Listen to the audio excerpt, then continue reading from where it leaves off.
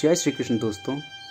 उम्मीद करता हूँ आप सब स्वस्थ होंगे, मस्त होंगे और अपने अपने कार्यों में व्यस्त होंगे। मैं आपका होस्ट जयप्रकाश खंडूरी स्वागत करता हूँ चक्राता के डे 2 के ब्लॉग में। उम्मीद है कि आपको पहला ब्लॉग पसंद आया होगा। ये हमारा चक्राता में दूसरा दिन था। आज हमारा प्लान टाइगर फॉल और बुद्धा केव्स घूमने का था। फिर हम ब्रेकफास्ट करके निकल पड़े टाइगर फॉल की ओर। चक्राता के पहाड़ कुछ अलग तरह के ही थे। कहीं तो ये वृक्षों से घिरे हुए थे, भरे हुए थे, तो कहीं पूरे के पूरे पर्वत पर एक भी वृक्ष दिखता नहीं था।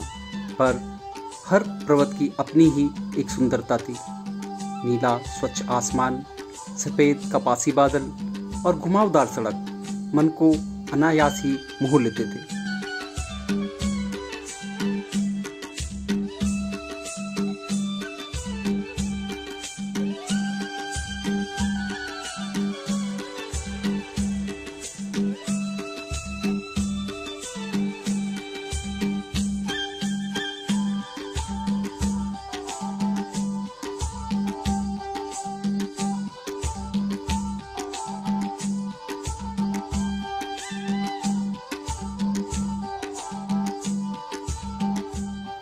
टाइगर फॉल मुख्य रोड से लगभग 1 या 1.5 किलोमीटर नीचे बड़ी ही सुंदर और निर्जन स्थान पर है।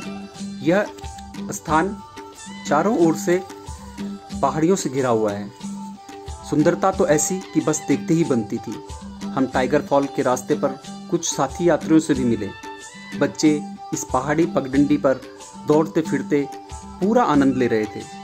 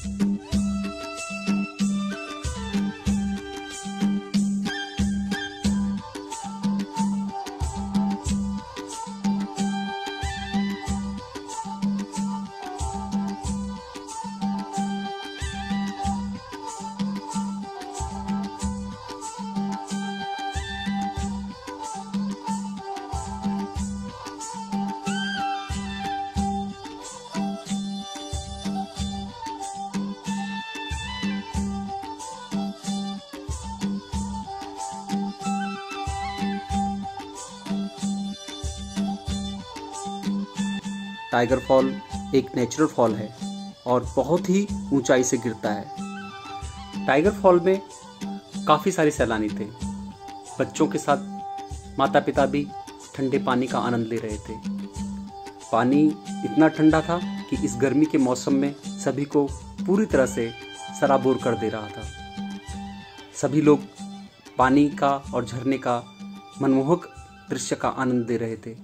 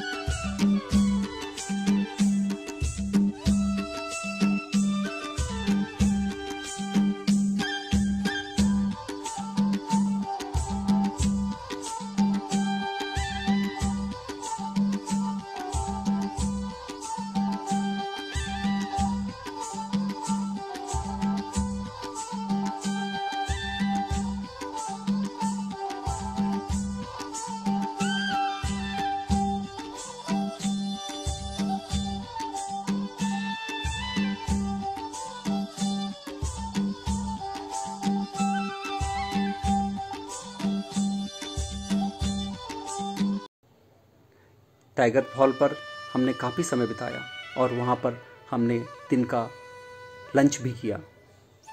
टाइगर फॉल में कुछ समय बिताने के बाद फिर हम वापस निकल पड़े मुख्य रोड की ओर, जहाँ हमारी गाड़ी खड़ी थी।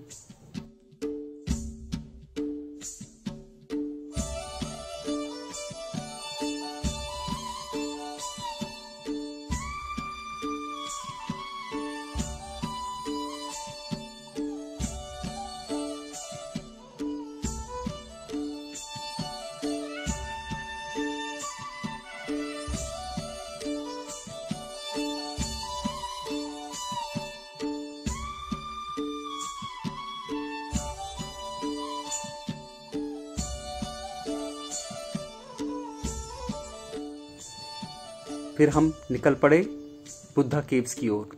यह रास्ता मुख्य मार्ग से 15 या 20 किलोमीटर हटकर था। मार्ग पूर्ण तरह सुनसान व देवदार के घने जंगलों से घिरा हुआ था। हमने पूरे मार्ग में एक भी टूरिस्ट नहीं देखा, जो थोड़ा विचित्र था।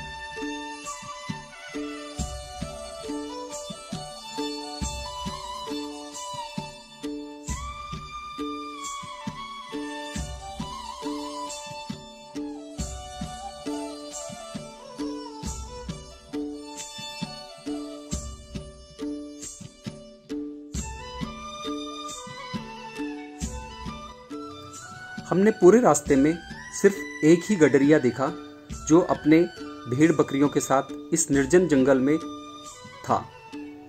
फिर हम अपनी गाड़ी को आगे की ओर बढ़ाकर ले चले, परंतु हमें एक भी वाहन उस रास्ते पर नहीं दिखा।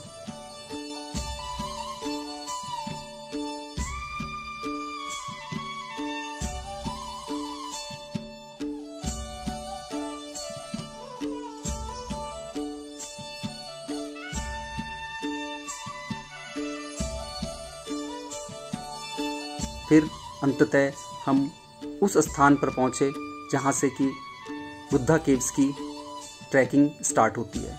इस जगह पर एक डाक बंगला बना हुआ था। हमने यहाँ से अपनी बुद्धा केव की ट्रैक स्टार्ट करी। हम ट्रैक पर आगे बढ़े और उस ट्रैक का आनंद लिया। रास्ता निर्जन सुनसान था, ना तो कोई मनुष्य दिखता था, ना कोई पक्षी और ना ही कोई यात्री यहाँ था। हम लगभग 1 से 1.5 किलोमीटर तक इस ट्रैक पर चले। जब काफ़ी समय तक हमें कोई भी यात्री इस ट्रैक पर नज़र ना आया और ना ही कोई लोकल ग्रामीण यहाँ हमें नज़र आया, तो हम थोड़ा चिंतित हो गए। और यह विषय चिंता का था भी, क्योंकि मेरे साथ 2 छोटे बच्चे भी थे। तो मुझे डर था कहीं मैं गलत ट्रैक पर तो नहीं हूँ।